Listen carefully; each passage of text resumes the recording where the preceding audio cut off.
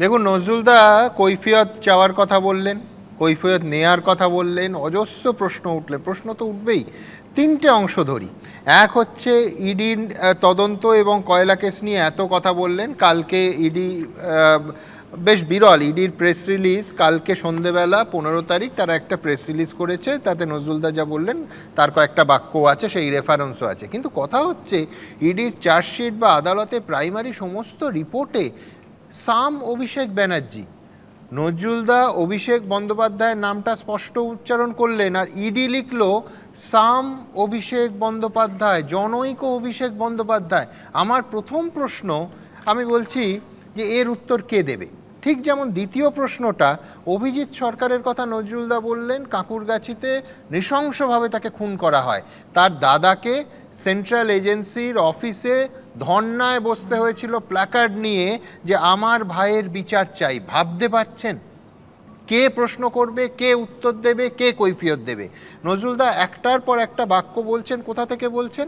সেই যে প্রায় প্রবাদ হয়ে যাওয়া যে এ রাজ্যে আইনের শাসন নয় শাসকের আইন আছে, সেটা কোথায় ছিল? ন্যাশনাল হিউম্যান রাইটস কমিশনের রিপোর্টে।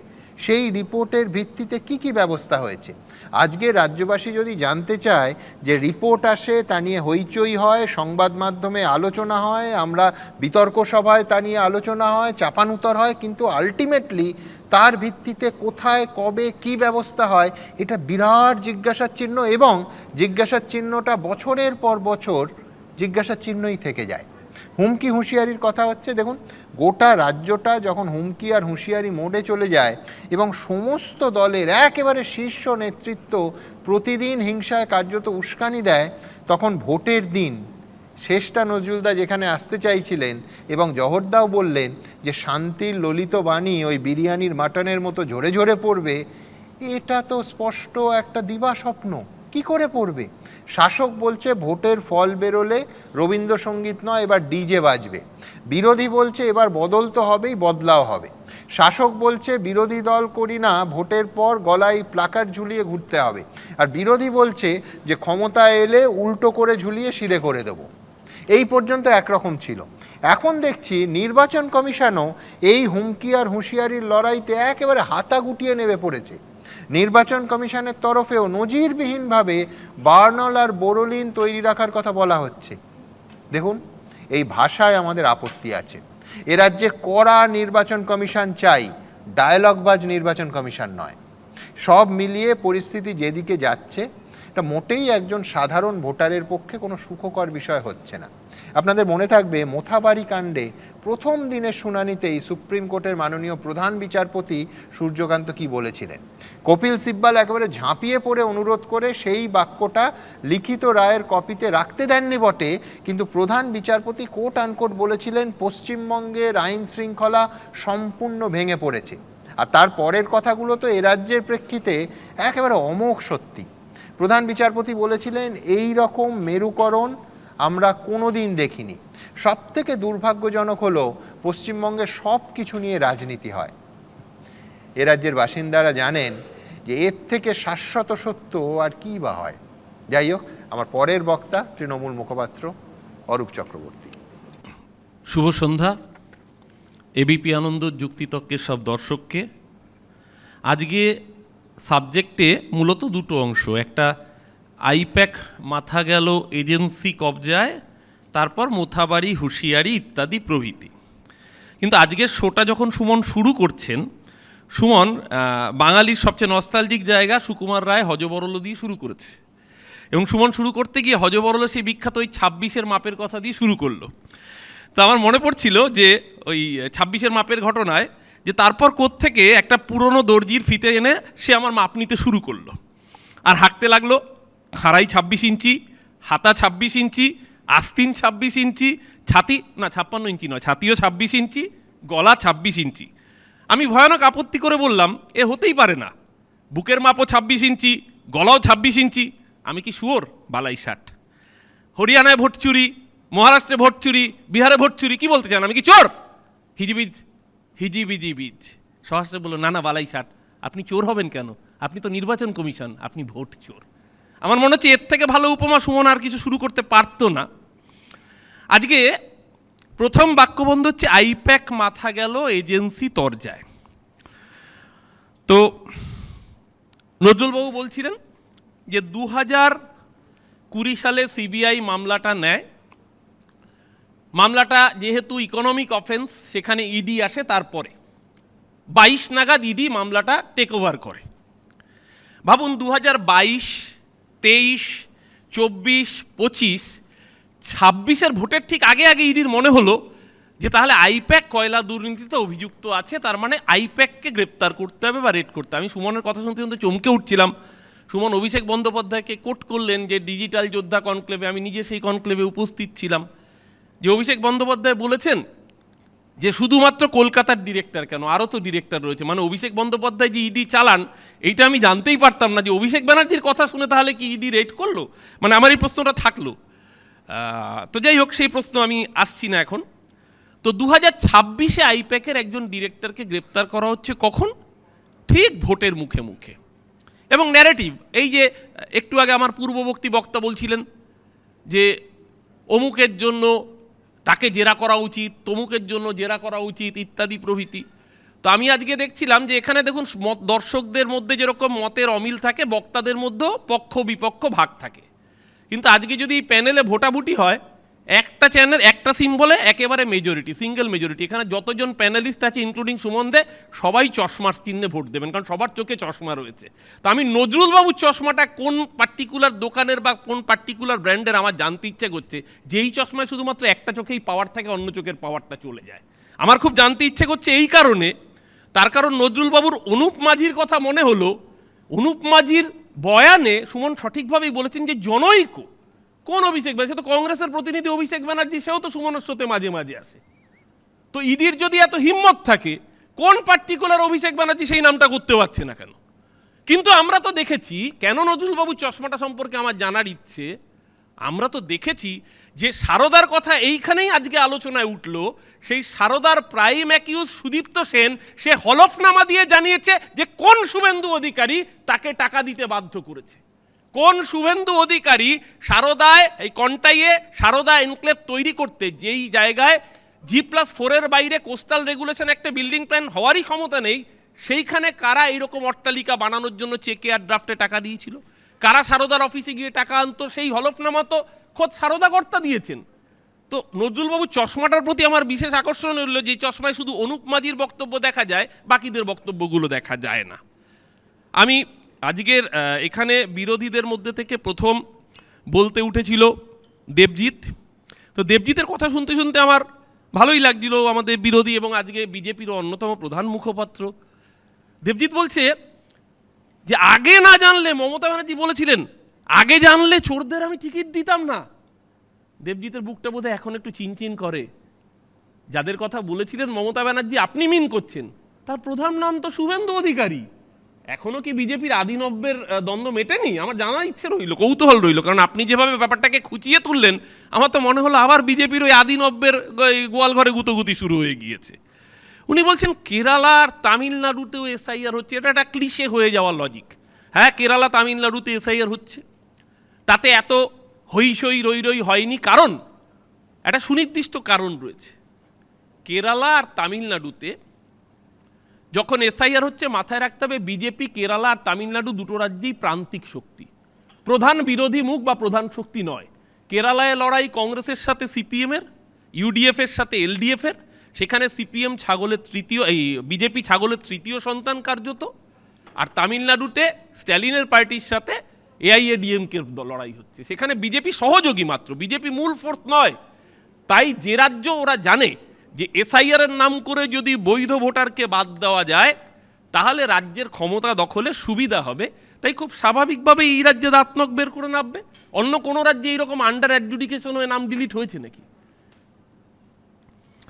দেবজিৎ তারপরে কথাগুলো এত মিষ্টি বললো, আমার ভারী ভালো লাগছিল শুনতে শুনতে। ঠিক এই একই কথা আমরা 2018-তেও শুনেছি। তো ক্ষমতায় এলে, ত্রিপুরায় শুনেছিলাম, ক্ষমতায় এলে ডিএ দিয়ে দেবো, কোনো ডিএ বাকি থাকবে না।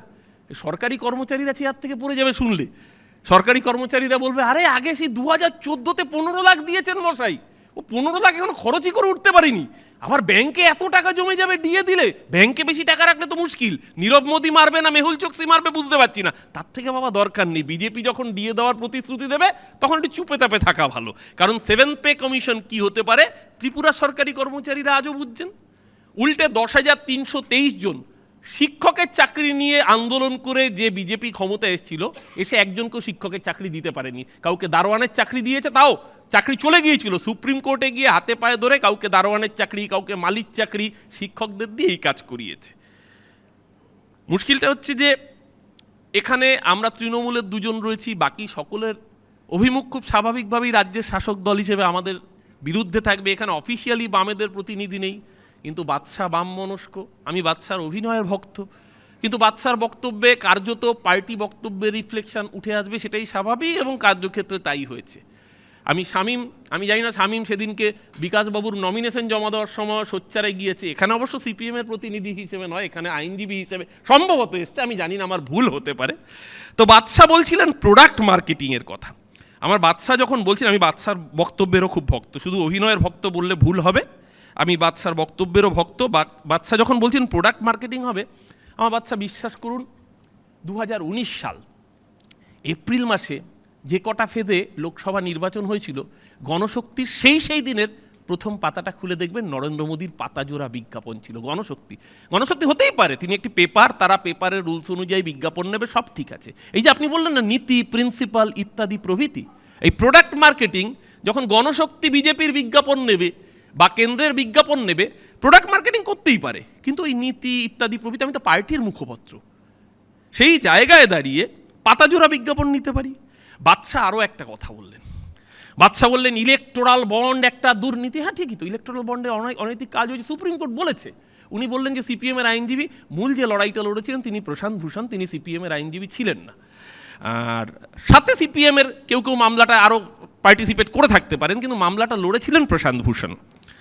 তো উনি বললেন যে ইলেকটোরাল বন্ডে সবচেয়ে বেশি টাকা বিজেপি নয় নিয়েছে, বিজেপি তৃণমূল টাকা নিয়েছে। ইলেকটোরাল বন্ড তো সরকার নির্দিষ্ট করেছিল, একটা সরকারি প্রথা মেনে একটা দল, তারা সেই প্রক্রিয়া, বাকি সব দল অংশগ্রহণ করেছে। আপনি বলবেন সিপিএম করেনি, না, সিপিএম ইলেকটোরাল বন্ড না, সিপিএম হচ্ছে জেমস বন্ড। সিপিএম ছোটোখাটো বন্ডে চলে না। যে কর্পোরেশন সারা ভারতবর্ষের সবচেয়ে বেশি রাজনৈতিক দলগুলোকে চাঁদা দেয়, তার মধ্যে অন্যতম হচ্ছে লটারি কিং সান্তিয়াগো মার্টিন। এই সান্তিয়াগো মার্টিন সম্পর্কে আমি বলছি না বাচ্চা, আপনি যে মনস্কে বিশ্বাস করেন, যে তত্ত্বে বিশ্বাস করেন, তাদের নেতা আপনার পূর্বতর মুখ্যমন্ত্রী কেরালার VS Achuthanandan. In 2007 a political scandal broke out in Kerala state when then the communist chief minister V.S. Achyutanandan spoke out against his party's newspaper accepting a donation of crores from Mr. Martin. The party finally accused, and at the time Mr. Achyutanandan had launched a crackdown on illegal lotteries in the state. আমরা বলছি না, বিবিসির article আমি চাইলে আপনাকে WhatsApp করে দিব, আপনি গুগল করলে পেয়ে যাবেন আজকালকার দিনে।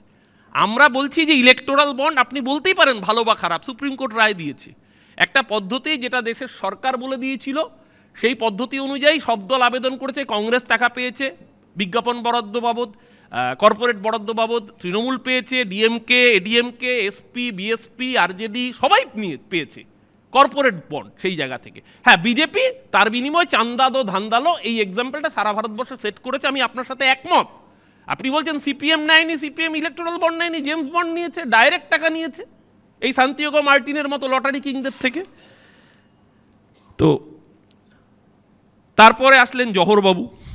জহরবাবুকে আমি অত্যন্ত শ্রদ্ধা করি, আমি এর আগের শোতেও, সুমনের শোতেও আমি জহরবাবুর কাছে এটা জানতে চেয়েছিলাম, আমি আজকে তাই আর এটার পুনরাবৃত্ত করব না। আমি শুধু দেখলাম জহরবাবু সত্যি বলেন ওনার আর নজরুল সাহেবের কোনো স্বার্থ নেই, তাই উনি বোধহয় সঞ্চালকের জায়গা নিচ্ছেন, ভারসাম্য বজায় রাখছেন। আচ্ছা, জহরবাবু তাহলে রাজ্যসভায় তৃণমূলের নির্বাচিত হয়ে রাজ্যসভায় গিয়েছিলেন কি সিপিএমকে সমর্থন করতে? অবশ্যই জহরবাবু বিরক্তিতে, বিজেপির ওপর বিরক্তিতে সেদিনকে তৃণমূলের সাংসদ পদ নিয়েছিলেন, সেই বিরক্তি তো সব বাঙালির আছে, কিন্তু তৃণমূল তাকে সেই স্পেসটা দিয়েছিল যাতে জহরবাবু তার পোটেনশিয়ালকে ব্যবহার করে এই বিজেপি নামক ফ্যাসিস্ট শক্তির বিরোধিতায় আপনি শান দিতে পারেন। তো সেই জায়গা থেকে তো ন্যূনতম জওহরবাবুর কৃতজ্ঞতা থাকা উচিত। তো জওহরবাবু বলছেন যে আমি কোনো স্বার্থ নেই, আমি নিরপেক্ষ, আমি সবার বিরুদ্ধে বলবো, বলতেই পারেন, সবার বিরুদ্ধে বলাটাই তো গণতন্ত্র। কিন্তু সেটাও তো স্বীকার করতে হবে যে তৃণমূল আপনাকে সেই সম্মানটা দিয়েছিল এবং আপনি ওখানে গিয়ে বিজেপি বিরোধিতার পরিসরটাকে আপনি সত্যি সত্যি দৃঢ় করেছেন। সেটা নিয়ে আরও অদ্ভুত, উনি বললেন যে আইপ্যাককে তুলনা করেছেন, যেটা সুমনও বললেন যে আরএসএসের সাথে একটা কর্পোরেটকে নিয়ে আসছেন একটা মানে ধর্মীয় ফ্যাসিজমের সাথে তুলনা করতে। দুটো কোনো তুলনা হয় নাকি? একটা কর্পোরেট সংস্থা আর উল্টো দিকে এমন একটা মতাদর্শ যারা বিশ্বাস করে এক দেশ, এক ভাষা, এক নিশান, এক ধর্ম, এক খাদ্যাভ্যাস, তার সাথে একটা কর্পোরেট সংস্থার কোনো তুলনা হয়?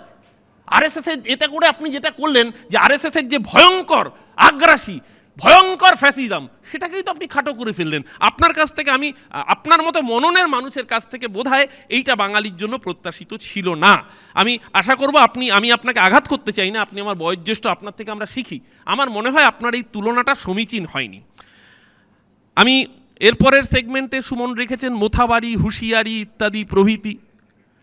মোথাবাড়ি এটা ঘটনা, মোথাবাড়ির মানুষের তো মোথাবাড়ি কেন, সারা রাজ্যের মানুষের খুব সঙ্গত একটা অসভ্য বর্বর কায়দায় বৈধ ভোটারের নাম বাদ দেওয়ার জন্য আন্ডার অ্যাডজুডিকেশন করে লজিক্যাল ডিসক্রিপেন্সি করা হয়েছে। যখন এই কমিশন বসানো হচ্ছে, স্পেশাল কমিশন, আমরা দেখেছি টিএস শিবগানাম বাড়িতে পর্যন্ত এজলাস বসিয়ে ওই ফারাক্কার কংগ্রেস প্রার্থী ক্লিয়ার করেছেন সাথে সাথে। আরে যে মানুষের পাসপোর্ট রয়েছে তার নাম আন্ডার অ্যাডজুডিকেশন করে ডিলিট করে দিয়েছে, বিচারপতির নাম আন্ডার অ্যাডজুডিকেশন করে ডিলিট করে দিয়েছে। কিন্তু মোথাবাড়ির ক্ষোভের যে বহিঃপ্রকাশ, সেই বহিঃপ্রকাশ কোনো ভদ্র সমাজে হতে পারে না, এটা সকলকে বুঝতে হবে। যে বিচারকরা গেছেন তাদেরও পরিবার আছে, তাদের কোনো অপরাধ নেই, তাদের মধ্যরাত অবধি আটকে রাখা যায় না। আপনার ক্ষোভ আছে সেটা যেরকম সঙ্গত, তেমনি তার বিনিময়ে একজন মহিলা জুডিশিয়াল অফিসার হন বা পুরুষ হন, তাকে এইরকমভাবে দিনের পর দিন বা ঘন্টার পর ঘন্টা এইভাবে আটকে রাখাটা যুক্তিসঙ্গত নয়। তাতে আন্দোলনের যে অভিমুখ, সেই অভিমুখটাই দুর্বল হয়ে যায়। এবং আজকে ধন্যবাদ মহামান্য সুপ্রিম কোর্টকে, এই চোর নির্বাচন কমিশন, এরা বলেছিল ভোটার লিস্ট ফ্রিজ হয়ে গেছে, আর কোনোভাবে নাম উঠবে না। কেন? এই যে 27 লক্ষ মানুষের নাম বাদ, এরা যাতে ভোট দিতে না পারে তার জন্য বেছে বেছে ডিস্ট্রিক্ট বেছে বেছে, যেখানে সংখ্যালঘু মানুষের পার্সেন্টেজ বেশি, সেই ডিস্ট্রিক্ট বেছে বেছে নাম বাদ দেওয়া হয়েছে। সুমন আগের দিন ঘণ্টাখানেকে পরিসংখ্যান দিয়ে দেখিয়েছে যে কিভাবে মালদা, মুর্শিদাবাদ, উত্তর 24 পরগনা, দক্ষিণ 24 পরগনা, পূর্ব মেদিনীপুর এবং উত্তর দিনাজপুর, এই 6টা জেলা থেকে, আমি সুমনের সাথে নিজেও বলেছি 60 লক্ষের মধ্যে 40 লক্ষ শুধু এই 6টা জেলা থেকে হয়েছে। এবং যে 27 লক্ষ বাদ গেছে, প্রপোর্শনেট করলে দেখা যাবে সবচেয়ে বেশি নাম এই জায়গাগুলো থেকে, যেখান থেকে সংখ্যালঘু অধ্যুষিত মানুষের নাম বেশি।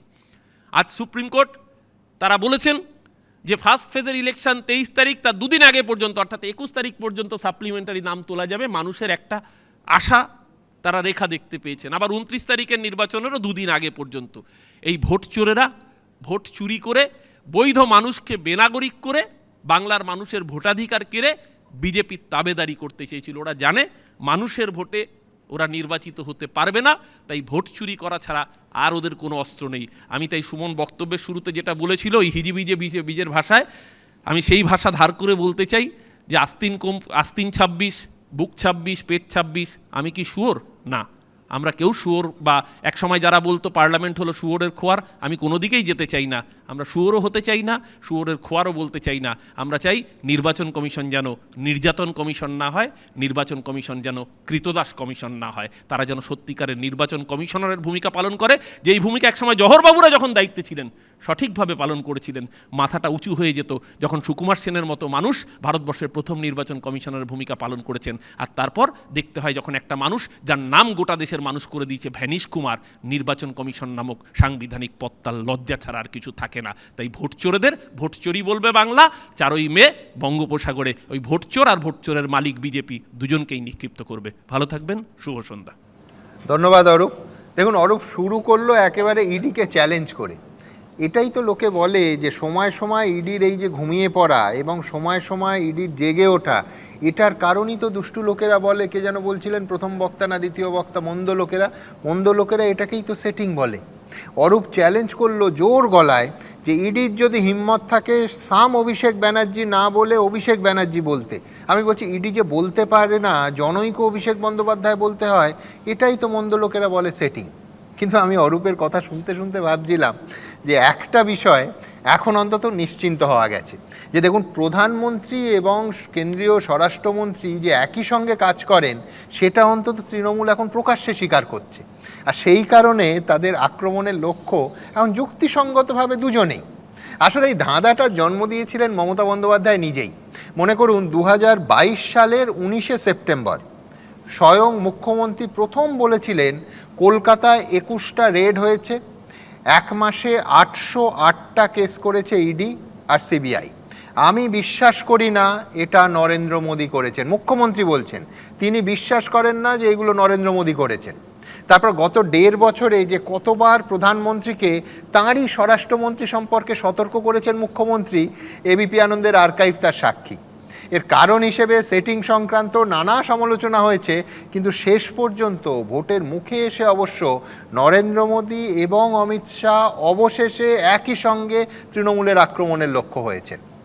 তবে অরূপরা জাতীয় নির্বাচন কমিশন আর জ্ঞানেশ কুমার ও বলল ভ্যানিশ কুমার তার নিরপেক্ষতা নিয়ে এত প্রশ্ন তুলল, তার অনেকগুলোর সঙ্গে আমি সহমত।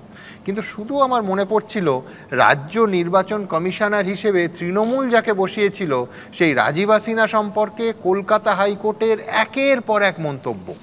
2023 সালের 21শে জুন খোদ কলকাতা হাইকোর্টের প্রধান বিচারপতি রাজ্য নির্বাচন কমিশনারকে বলছেন কোট আনকোট, রাজ্য নির্বাচন কমিশনার যদি আদালতের নির্দেশ বাস্তবায়িত না করতে পারেন তাহলে তিনি পদ ছেড়ে দিন, রাজ্যপাল নতুন কমিশনার নিয়োগ করবে। আর যে রাজ্যপালের বিদায়ে তৃণমূল এখন এত চোখের জল ফেলে, রোজই ফেলে, সেই সিভি আনন্দ বোস তখন কি বলেছিলেন আপনাদের মনে আছে? রাজীব হাসিনার উদ্দেশ্যে তিনি বলেছিলেন, যদি আপনার চোখে জল থাকে ফেলার জন্য তাহলে এটাই চোখের জল ফেলার সময়। যদি আপনার শোনার মতো কান থাকে তাহলে এখনই শুনুন, আর যদি প্রতিবাদ করার মতো ভাষা থাকে তাহলে এখনই করুন। অর্থাৎ নির্বাচন কমিশনের নিরপেক্ষতা নিয়ে এখনকার চেনা প্রশ্নগুলো সবকটা তৃণমূল আমলে তৃণমূলের ক্ষেত্রেও সমানভাবে উঠেছে, শুধু রাজ্যের প্রেক্ষিতে। যাই হোক, আমার পরের বক্তা বিজেপি নেতা সায়ন্তন বসু। শুভ নববর্ষ 1433। আমাদের সুমনদা যেখানে প্রাস্তাবিক রাখলেন আর তার আগে শ্রী অরূপ চক্রবর্তী যা বললেন, আমি ঠিক সেখান থেকেই শুরু করব। এখানে অরূপ চক্রবর্তী আমাদের সম্মানীয় জহর সরকারকে ধন্যবাদ জানালেন, অভিনন্দন জানালেন খুব ভালো নির্বাচন কন্ডাক্ট করার জন্য। কোন সালে? 2001। 2001-এ জহরবাবু ছিলেন আমাদের সিইও। অরূপ চক্রবর্তী কি করে ভুলে যায় আমি বুঝে পাই না। 2001-এ নির্বাচনের ফলাফল প্রকাশ হওয়ার পরে বিকেল 4টের সময় তৃণমূল নেত্রী শ্রীমতী মমতা বন্দ্যোপাধ্যায় কালীঘাটের বাড়িতে বসে বলেছিলেন যে নির্বাচন হাইলি রিগড। দিল্লির সরকার, মানে তখন অটল বিহারী বাজপেয়ী প্রধানমন্ত্রী, সেই সরকারের সহায়তায় নির্বাচন কমিশন ভোটে বামফ্রন্টকে জিতিয়েছে। এখনও পর্যন্ত পুরনো যত আর্কাইভ আছে, দূরদর্শনের আর্কাইভ থেকে শুরু করে খোঁজ করুন, পাওয়া যাবে। বিকেল 4টের সময় প্রেসে বলেছিলেন যেদিন ফলাফল বেরোয়। দ্বিতীয় যে কথা সুমনদা নির্বাচন নিয়ে বললেন, একজনের কথা বলতে ভুলে গেছেন, এবিপি আনন্দে ব্যাপকভাবে সেই আর্কাইভ থাকবে। 2015-তে রাজ্য নির্বাচন কমিশনার ছিলেন সুশান্ত রঞ্জন উপাধ্যায়। নির্বাচনের দিন বা তার পরের দিন রাজ্যের 3জন মন্ত্রী গিয়ে তার চেম্বারে গিয়ে তাকে চেম্বার থেকে তুলে বাইরে ফেলে দিয়েছিল যে আপনাদের নির্বাচন কমিশনার থাকতে হবে না। তাদের মধ্যে একজন মন্ত্রী প্রয়াত হয়েছেন।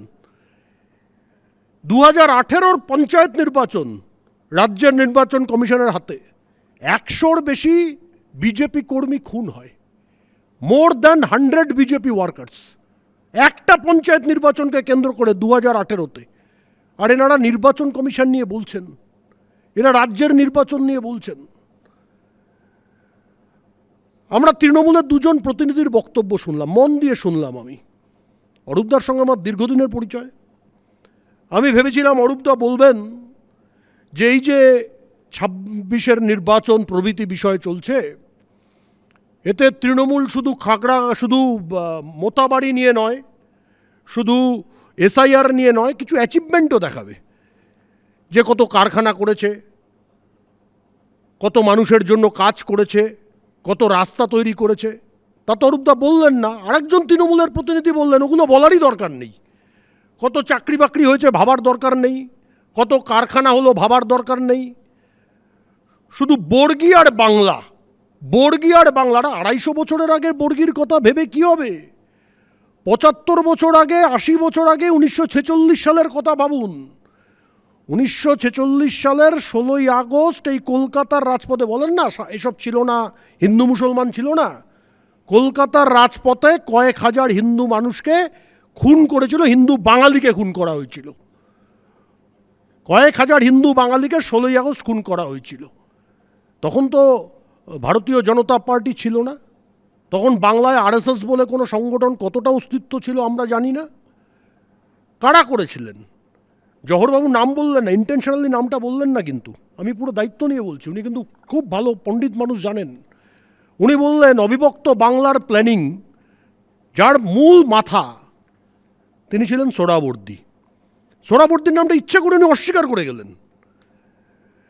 ডক্টর শ্যামাপ্রসাদ মুখার্জি না থাকলে এই কলকাতা শহর আজকে থাকার কথা নয়, এটা বাস্তব সত্য। 47-এর 20শে জুন বাংলার আইনসভায় এই বাংলা বা পশ্চিমবঙ্গ পাশ হয় সেই প্রস্তাব।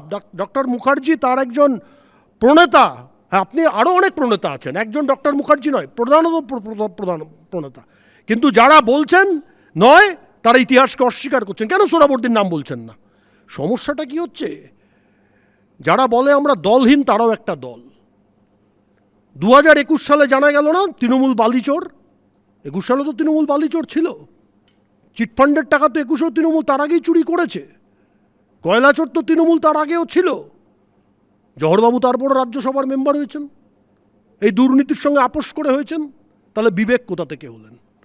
আর বাংলার নির্বাচন নিয়ে বলছেন আফজাল আমানুল্লাহ বিহারের হোম সেক্রেটারি ছিলেন, পশ্চিমবঙ্গের নির্বাচনের অবজারভার হিসেবে এসছেন। জওহরবাবুও জানেন, নজরুল সাহেবও জানেন, খুব ভালো করে জানেন, আমার থেকে বেশি জানেন, সেই রিপোর্ট পড়েছেন। বাদশাদা বলছিলেন, বাদশাদার সঙ্গে আমার অনেক দিনের পরিচয়, সিপিএমের বড় বড় কথা। ওই আফজাল আমানুল্লাহ দেখিয়েছেন 2004-এ বামপন্থীরা কিভাবে নির্বাচন করিয়েছে, কিভাবে রিগিং করিয়েছে। আজকে তো মনে হচ্ছে সিপিএম বামপন্থীদের কথা শুনে পশ্চিমবঙ্গ ওনাদের আমলে স্বর্গরাজ্য ছিল। বানতলা ওনাদের সময় হয়নি। 17 জন আনন্দমার্গী সন্ন্যাসিনীকে কলকাতার উপকণ্ঠে বিজন সেতুতে পুড়িয়ে মারা হয়নি, আজও তার শাস্তি হয়নি কারুর, আজও তার কারুর শাস্তি হয়নি। 17 জন আনন্দমার্গী সন্ন্যাসিনীকে পুড়িয়ে মারা হয়েছে কলকাতার উপকণ্ঠে, কলকাতার রাস্তায়। বিজন সেতু এখান থেকে বোধহয় 5 কিলোমিটার দূর হবে। অস্বীকার করা যায় না। মরিচঝাপির ঘটনা তো আর বলতেই চাই না, কতবার বলবো। তার জন্য বামপন্থীরা এমন ভাব করে যেন তাদের সময় স্বর্গরাজ্য ছিল, আর যত সর্বনাশ অন্য সময় হয়েছে। আজকে এই যে তৃণমূলের বিরুদ্ধে অভিযোগ, মোথাবাড়ি নিয়ে এমন বলে গেলেন অরূপদা, যেন মনে হচ্ছে অরূপ চক্রবর্তী এমন বলে গেলেন যে সোহরাওয়ার্দীর বক্তৃতা শুনছি না অরূপ চক্রবর্তীর বক্তৃতা শুনছি, বোঝা মুশকিল। চোখ দিয়ে জল বেরিয়ে যাচ্ছে। সুপ্রিম কোর্ট বলছেন যে কঠোরতম ব্যবস্থা গ্রহণ করতে হবে, এদের রাজনৈতিক পরিচয় জানতে হবে। তৃণমূল এদের ডিফেন্ড করার বাইরে কোনো কাজ আছে? তৃণমূলের রাজ্যসভার সাংসদের নাম কি? হাসান ইমরান। কে হাসান ইমরান? যে সিমির প্রতিষ্ঠাতা। সিমির মতো একটা সন্ত্রাসবাদী সংগঠনের প্রতিষ্ঠাতা হচ্ছে হাসান ইমরান, সে তৃণমূলের রাজ্যসভার সদস্য। খাগড়াগড়ে বিস্ফোরণ হলো, আজ থেকে প্রায় 10-12 বছর আগের ঘটনা। এসপি বলছে, জেলার এসপি তৎকালীন, গ্যাসের সিলিন্ডার ফেটে গেছে, বোমা বিস্ফোরণ হয়নি। কারা ধরা পড়ল? ধরা পড়ল বাংলাদেশ থেকে আগত যারা ওখান থেকে উগ্রপন্থী, তারা এসে ধরা পড়ল। গ্যাসের সিলিন্ডার ফেটে গেছে বলল। আর রাজ্যের মুখ্যমন্ত্রী কি বললেন? কোনো মুখ্যমন্ত্রী বলেন না। বিজেপি বিরোধী অনেক রাজ্যের মুখ্যমন্ত্রী আছেন, একমাত্র আমার রাজ্যের মুখ্যমন্ত্রী বলেছেন, অন রেকর্ড বলেছেন, বিস্ফোরণ করিয়েছে, রিসার্চ অ্যান্ড অ্যানালিটিক্যাল উইং বিস্ফোরণ করিয়েছে। কোথায়? খাগড়াগড়ে। কে বলছেন? আমার রাজ্যের মুখ্যমন্ত্রী বলছেন। কাজেই তারা তো মোথাবাড়িকে ডিফেন্ড করবেই, সাবিনা ইয়াসমিনকে ডিফেন্ড করবেই, তার বক্তব্যকে ডিফেন্ড করবেই। সমস্যাটা হচ্ছে এই ভোট ব্যাংক পলিটিক্স, আর একটা বিষয় এখানে অরূপ চক্রবর্তী বললেন, আমি সেটাও এখানে স্পষ্ট করতে চাই।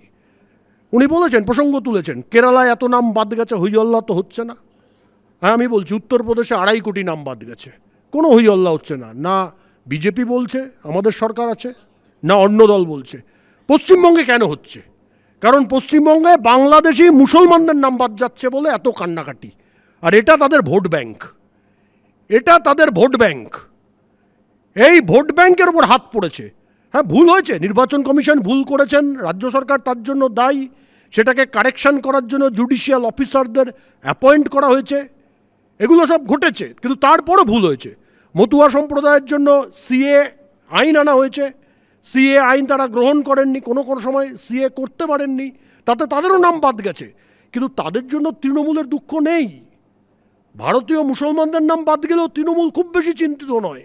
প্রধান চিন্তিত বাংলাদেশ থেকে যে সমস্ত মুসলমান এসছে তাদের নাম কেন বাদ গেল। ওই যে জেলাগুলো বলছেন, হ্যাঁ, মুর্শিদাবাদে বেশি নাম বাদ গেছে, মালদায় বেশি নাম বাদ গেছে, উত্তর দিনাজপুরে বেশি নাম বাদ গেছে, নদিয়ার সার্টেন বর্ডারে বেশি নাম বাদ গেছে। কারণ ব্যাপক হারে অনুপ্রবেশ হয়েছে সব জায়গায়, বছরের পর বছর ধরে হয়েছে। ইন্দ্রজিৎ গুপ্ত যখন ভারতের স্বরাষ্ট্রমন্ত্রী ছিলেন 1998-99 সালে, তখন ওনার পার্লামেন্টে স্টেটমেন্ট ছিল 1 কোটির বেশি বাংলাদেশি অনুপ্রবেশকারী পশ্চিমবঙ্গ এবং আসাম দিয়ে ভারতের মধ্যে প্রবেশ করেছে। তাদের কাছে আধার কার্ড তৃণমূল করে দিয়েছে, রেশন কার্ড তৃণমূল করে দিয়েছে, কারণ তারা তো ভোট ব্যাংক। তাদের ওপর এবার আঘাত এসছে, তাদের নাম ভোটার লিস্ট থেকে বাদ গেছে, তার জন্য এত কান্নাকাটি, এত গেল গেল গেল গেল রব। আজকে এই কারণটা বুঝতে হবে। বাংলার অস্মিতার প্রশ্ন, একটা কারখানা করতে পারেন না, বাংলার আবার অস্মিতার প্রশ্ন বলছেন। পশ্চিমবঙ্গের লক্ষ লক্ষ যুবক বাইরে চাকরি করতে যেতে বাধ্য হয়, বাইরে জন খাটতে যেতে বাধ্য হয়। এই বাস্তব সত্যটাকে তো মানতে হবে। যেটা সত্যিকারের ঘটনা, পশ্চিমবঙ্গে তৃণমূল শুধু বলে দিক যে এই 15 বছরের রাজত্বে আমরা কটা কারখানা তৈরি করেছি। প্রত্যেক বছর বঙ্গ সম্মেলন করেন, অমুক শিল্পপতি আসবে শুনি, তমুক শিল্পপতি আসবে শুনিন। কারণ আমাদের মুখ্যমন্ত্রী তো শিল্প মানে চপ শিল্প বোঝেন, মুড়ি শিল্প বোঝেন, চানাচুর শিল্প বোঝেন। তাহলে এই অবস্থাই হবে, যেখানে চপ মুড়ি চানাচুর শিল্পটাই শিল্প। আমি সিঙ্গুরের কথা তো তুলছিই না।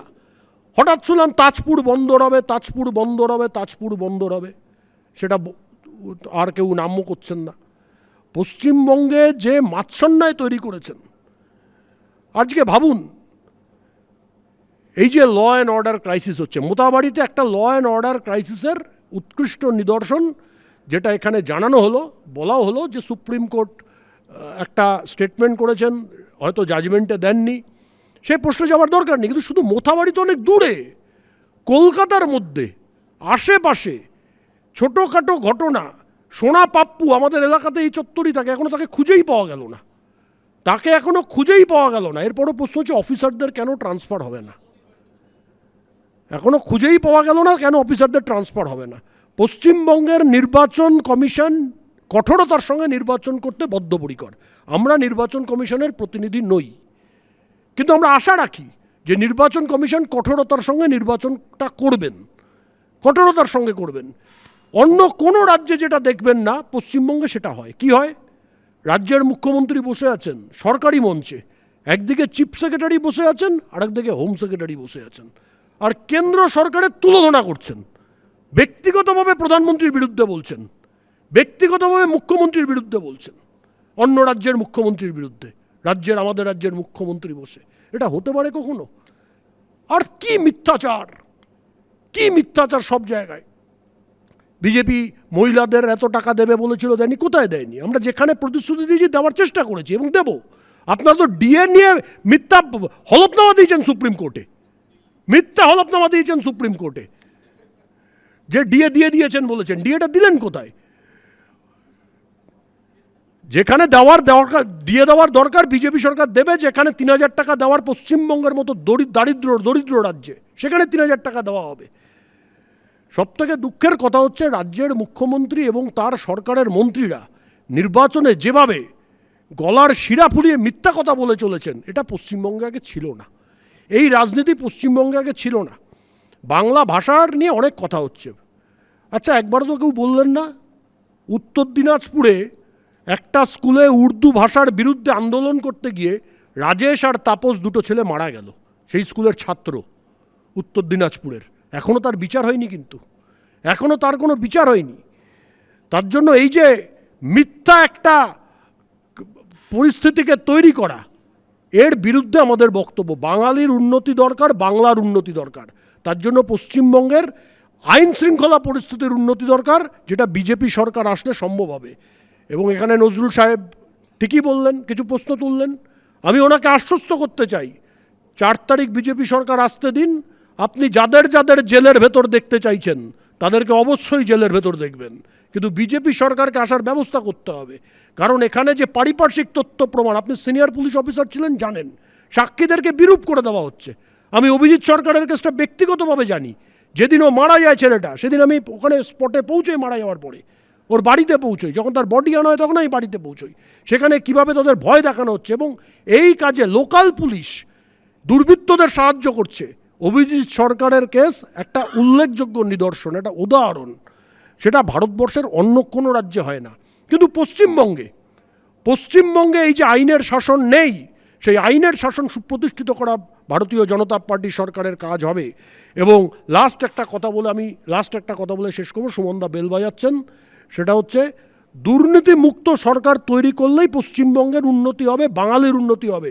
ওই মুখের কথায় বর্গী আর বাঙালি বলে আর সোহরাবর্দীর নাম মুখে করব না, কারণ সোহরাবর্দীর উত্তরসূরি হচ্ছেন তৃণমূল কংগ্রেসের প্রতিনিধিরা, আর আমরা শ্যামাপ্রসাদের উত্তরসূরি, যিনি পশ্চিমবঙ্গকে তৈরি করেছেন, ক্রিয়েশন করেছেন। জওহরবাবু মানুন আর না পারুন, এটা পশ্চিমবঙ্গের মানুষ মানে, ভারতবর্ষের মানুষ মানে। ধন্যবাদ সায়ন্তন। আমি শুরু থেকে শুরু করব। এক হচ্ছে সুশান্ত রঞ্জন উপাধ্যায়। আমি বলছি 2015 সালের অক্টোবর মাসের ঘটনা, শুধুমাত্র এবিপি আনন্দের আর্কাইভে আছে তা নয়, আমার স্মৃতিতেও আছে। তার কারণ ঘন্টার পর ঘন্টা সেদিন ঘন্টাখানেক সঙ্গে সুমন অনুষ্ঠানটা চলেছিল, পুরো ঘটনা আনফোল্ড হয়েছিল কার্যত ক্যামেরার সামনে। তবে সায়ন্তন যেটা বললেন যে চেম্বার থেকে তুলে বাইরে ফেলে দিয়েছিলেন, হেভিওয়েট মন্ত্রী ছিলেন তখন পার্থ চট্টোপাধ্যায়, কিন্তু এতটা করেননি। যা হয়েছিল ঘরের বন্ধ দরজার ভেতরে হয়েছিল, এবং চাপ দিয়ে পদত্যাগ করানো হয়েছিল। এই নিয়ে কোনো সংশয়ের অবকাশ আছে নাকি? সুশান্ত রঞ্জন বাবুর অন ক্যামেরা সেদিন বক্তব্য ছিল, গতকাল তৃণমূল এসে তার পরের দিন একটি নির্দিষ্ট তারিখ বলার জন্য চাপ দেয়। কোনো রাজনৈতিক দলেরই কাউকে চাপ দেয়া বা জোর করা ঠিক নয়, এই ছিল তার নিজের বিবৃতি। এবার আসি মোথাবাড়িতে রাজনৈতিক পরিচয় বের করুন, যারা করেছেন তাদের রাজনৈতিক পরিচয় জানতে চাই। সুপ্রিম কোর্টের মাননীয় প্রধান বিচারপতির বেঞ্চ এই কথা বলছেন, সেই বেঞ্চ বলছে আমরা সব জানি। এখনো পর্যন্ত সায়ন্তনবাবু প্রশ্ন তুললেন, এনআইএ সেই কাজ করলো কোথায়? আমি বলছি আশঙ্কাটা এই যে ইডি আর সিবিআইয়ের 8-10টা কেসের মতো এটাও ওই রকম হয়ে যাবে না তো? ঠিক যেমন দাড়িভিট, সায়ন্তন বসুর খুব ভালো মনে থাকবে, দিনের পর দিন আমরা তখন এই যুক্তিতক্ক অনুষ্ঠান হতো পার্ক হোটেলে, দিনের পর দিন আমরা শো করেছি দাড়িভিট নিয়ে। কলকাতা হাইকোর্টের সিঙ্গেল বেঞ্চের অর্ডারে সেখানে এনআইএ তদন্তের নির্দেশ হয়। এনআইএ কি বের করলো, কোন সত্যি সামনে এলো কেউ জানি না, তার কারণ এনআইএ কার্যত তদন্ত আর এগোয়নি। এই সিঙ্গেল বেঞ্চের অর্ডার চ্যালেঞ্জ করে রাজ্য সরকার ডিভিশন বেঞ্চে গেছিল, সেখানেও একেবারে স্পষ্ট এনআইএ তদন্তের নির্দেশ আপহেল্ড হয়েছিল, বহাল ছিল। কিন্তু তারপর এনআইএ কি করলো? তবে সোনা পাপ্পু নিয়ে আমি সম্পূর্ণ ওনার সঙ্গে একমত। বিচিত্র কেস, পুলিশের ইতিহাসে লেখে থাকার মতো। তার কারণ একজন অভিযুক্ত ফেসবুক লাইভ করছে, শুধু পুলিশ তাকে খুঁজে পায় না, বিচিত্র রসিকতা। কিন্তু হ্যাভিং সেড দ্যাট, এবার আসবো হচ্ছে অন্য রাজ্যের কথায়। দেখুন, সায়ন্তন বসু বলছেন চাকরি, ব্রিজ, রাস্তা। সত্যি তো আমি শুরুতেই বললাম, আমি একমত যে এইগুলোর জন্যই তো মানুষ ভোট দেন। হ্যাঁ, যে যাতে ওই 1,500 বা 3,000 টাকার অনুগ্রহের অনুদানের ওপর সাধারণ মানুষকে বেঁচে থাকতে না হয়, একটা চাকরি হয়। কিন্তু আমি বলছি উত্তরপ্রদেশ ভোটের আগে বারবার তো ব্রিজ, চাকরি, রাস্তা কিচ্ছু আসে না, আসে হচ্ছে শ্মশান না কবরস্থান, কাটেঙ্গো তো বাটেঙ্গের মতো সংলাপ। দেখুন, বাংলা একটা প্রবাদ আছে, আপনি আচরি ধর্ম পরের শিখাও।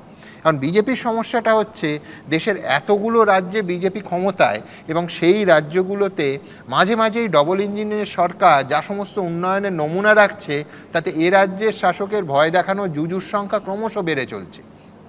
ধরুন উত্তরপ্রদেশের কথা হচ্ছে, যোগী আদিত্যনাথ যেদিন এ রাজ্যে বিজেপি ক্ষমতায় এলে একেবারে পশ্চিমবঙ্গ রাম রাজ্য হবে এই প্রতিশ্রুতি দিচ্ছেন, ঘটনাচক্রে সেই দিনই যোগী রাজ্যে নয়ডাতে হাজার হাজার শ্রমিক ন্যূনতম মজুরি বাড়ানোর জন্য রাস্তায় নামলো এবং যোগীর পুলিশ তাদের ওপর লাঠি আর কাঁদানে গ্যাস চালালো। যোগী আদিত্যনাথ এ রাজ্যে এসে ন্যায্য কারণেই আরজি করের প্রসঙ্গ তুলেছেন, কিন্তু কনভেনিয়েন্টলি ভুলে যাচ্ছেন যে তার নিজের রাজ্য উত্তরপ্রদেশ ন্যাশনাল ক্রাইম রেকর্ড ব্যুরোর তথ্য অনুযায়ী 2023-এ গোটা দেশের মধ্যে অপরাধে শীর্ষে রয়েছেন, আর নারী ঘটিত অপরাধের ক্ষেত্রে উত্তরপ্রদেশ এমনকি বিজেপি শাসিত মহারাষ্ট্র পশ্চিমবঙ্গের থেকে অনেক ওপরে। তবে হ্যাঁ, ভোটের আগে, ভোটের দিন আর ভোট পরবর্তী সন্ত্রাসের দিক থেকে পশ্চিমবঙ্গের ধারে কাছে অন্য কোনো রাজ্য আসতে পারে না। আর সেই বাংলার ভোটকে শান্তিপূর্ণ করতে রেকর্ড তৈরি করে খানিকক্ষণ আগে জহরদা বললেন 2.5 লক্ষ কেন্দ্রীয় বাহিনীর জওয়ান এ রাজ্যে আসবে 2 দফার ভোট সামলাতে। দেখুন, সিআরপিএফের কাছে এমনিতেই লাঠি থাকে, কিন্তু বিএসএফ আর এসএসবির জওয়ানদের জন্য প্রায় 75,000 নতুন লাঠি কেনা হয়েছে। এখন শীতলকুচির ঘটনা থেকে শিক্ষা নিয়ে নাকি ঘাড়ের বন্দুক নয় বরং হাতের লাঠি হতে চলেছে কেন্দ্রীয় বাহিনীর মূল হাতিয়ার। কিন্তু শেষব তো হলো, কিন্তু সায়ন্তনরা কি এই গ্যারান্টি দিতে পারবেন যে পশ্চিমবঙ্গের আগের ভোটগুলোর মতো ওই অশান্ত ভোটের দিনে কেন্দ্রীয় বাহিনীকে হাজারদুয়ারিতে হাওয়া খেতে দেখা যাবে না, বা অন্তত ভোটের দিন বীরভূমের তৃণমূলের পার্টি অফিসে ক্যারাম খেলতে দেখা যাবে না? যাই হোক, আমার পরের বক্তা ফিরদৌস শামীম। প্রথমেই বলি যে সর্বশেষ বক্তা সম্ভবত কেন ঠিকই, এতে একটা সুবিধাও আছে অসুবিধাও আছে। সুবিধা হচ্ছে এটা যে সকলের মোটামুটি মন্তব্যের জবাব দেওয়া যায় বা নিজের মতো করে বলা যায়। আর অসুবিধা হচ্ছে এতক্ষণ শুনতে শুনতে আপনাদের মাথা বেশ ভারাক্রান্ত হয়ে গেছে। তো যাই হোক, প্রথমে শুরু করি জহরবাবুর কথা দিয়ে, কারণ আজকের যে আলোচনার বিষয়বস্তু সেখানে 3টে বিষয় একেবারে ইম্পর্টেন্ট। একটা হচ্ছে আইপ্যাক, আমি যা বুঝেছি, দ্বিতীয় হচ্ছে মোথাবাড়ি, আর তৃতীয় হচ্ছে ভাতা। প্রথম আইপ্যাকের কথা দিয়ে শুরু করি। জহরবাবু বললেন আইপ্যাক হচ্ছে তৃণমূল কংগ্রেসের অনেকটা আরএসএস। আমি আইপ্যাকের স্টেটমেন্ট থেকে কোট করছি। আইপ্যাক বলছে তারা কাদের কাদের হয়ে কাজ করেছে। তারা কাজ করেছে ভারতীয় জনতা পার্টি অর্থাৎ বিজেপির হয়ে, কংগ্রেসের হয়ে, ইন্ডিয়ান ন্যাশনাল কংগ্রেসের হয়ে, আম আদমি পার্টির হয়ে, এছাড়াও তেলেঙ্গানা রাষ্ট্রীয় সমিতি, জনতা দল ইউনাইটেড, শিবসেনা, এদের অনেকের হয়ে কাজ করেছে, সেটা তারা স্টেটমেন্টে জানিয়েছে। অর্থাৎ একটি পরামর্শদাতা সংস্থা মোটামুটি প্রায় ভারতবর্ষের লব্ধ প্রতিষ্ঠিত যে রাজনৈতিক দল সেগুলোর হয়ে কাজ করে গেছে। এখন এই সংস্থাগুলোর সুবিধা আছে আবার অসুবিধা আছে। সুবিধা কি? সুবিধা হচ্ছে এরা চট জলদি কিছু সমাধান দেয়। এরা মূলত কিভাবে কাজ করে? মূলত data analysis, booth level micro management, আর একটা জিনিস করে যেটা হচ্ছে প্রোপাগান্ডা ক্রিয়েশন। এর মাধ্যম দিয়ে এরা একটা শর্ট টার্ম গেন দেয়। ফলে কি হয়, রাজনৈতিক দলগুলো সহজেই ওই যেহেতু একটা শর্ট টার্ম গেনের জন্য তাদেরকে হায়ার করে এবং শর্ট টার্ম গেন করে। এতে সুবিধা যেমন আছে, অসুবিধা একটা আছে। অসুবিধা কি? ধরুন তৃণমূল কংগ্রেস এদের হায়ার করেছে। হায়ার করে কি হয়েছে, ভোটে সাফল্য পেয়েছে, সেই জন্য তাদের আবার এনগেজ করেছে।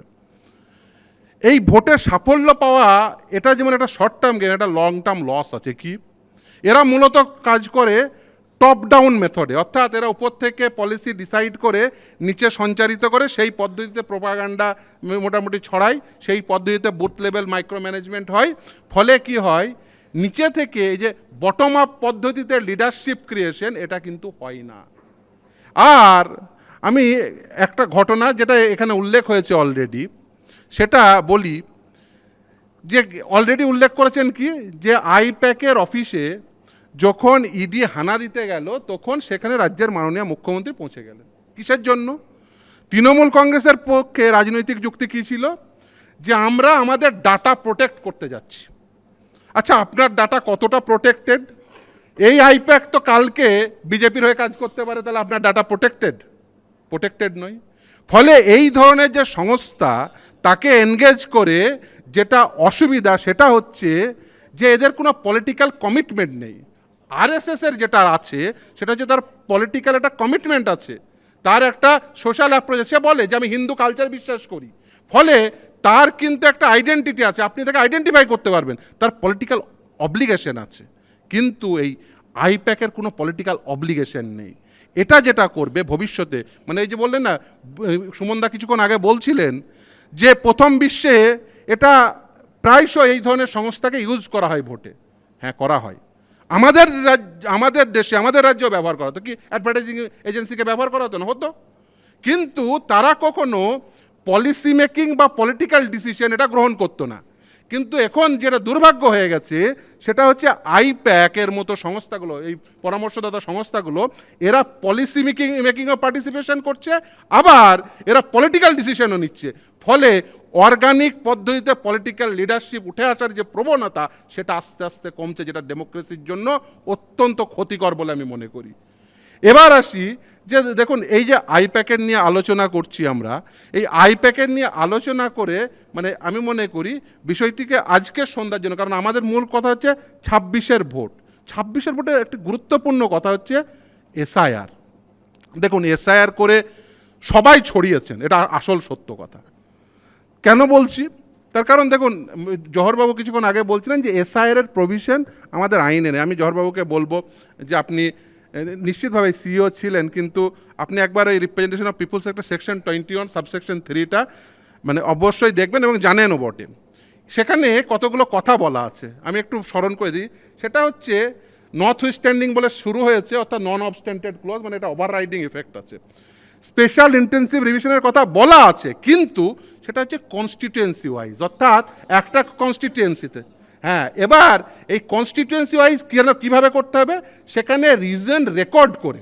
কিন্তু এই ক্ষেত্রে কি হয়েছে, এখানে আপনি কি করলেন, এসআইআর করলেন পুরো রাজ্যে, শুধু একটা রাজ্যে না, অনেকগুলো রাজ্যে করলেন। এবার সময়টা স্বল্প সময় দিলেন, ফলে পুরো বিষয়টি ছড়িয়ে গেল। দেখুন, আমাদের এই যে ইন্টেন্সিভ রিভিশন করা, এটা টাইম টু টাইম আপনি যে ফর্মে বলুন, দেখুন গোলাপকে যে নামেই ডাকুন না কেন, গোলাপ কিন্তু তার কিন্তু গন্ধ ছড়াবে, আর নর্দমাকেও যে নামে সে কিন্তু দুর্গন্ধই ছড়াবে। ফলে আপনি এসআইআর করুন বা আইআর করুন, যাই করুন না কেন, আপনার ইন্টেনশনটা ম্যাটার করে। আপনি যে কথা বলছিলেন যে ইন্টেনশনটা কি, আপনার ব্যাড ইন্টেনশন নাকি গুড ইন্টেনশনে করছেন। যদি গুড ইন্টেনশন করতে হয়, আপনি বললেন না যে 9 মাস সময় লাগে, হ্যাঁ 9 মাস বা তার বেশি দিন সময় নিয়ে যদি এই এসআইআরটা করতেন এই অসুবিধা হতো না। সুপ্রিম কোর্ট বাধ্য হলো, সুপ্রিম কোর্ট কিন্তু একাধিকবার 142 এক্সারসাইজ করেছে। কেন করেছে? তার কারণ সুপ্রিম কোর্ট দেখেছে যে এরা এসআইআর করে বিষয়টা ছড়িয়ে ফেলেছে, সেই জন্য জুডিশিয়াল অফিসার অ্যাপয়েন্ট করেছে।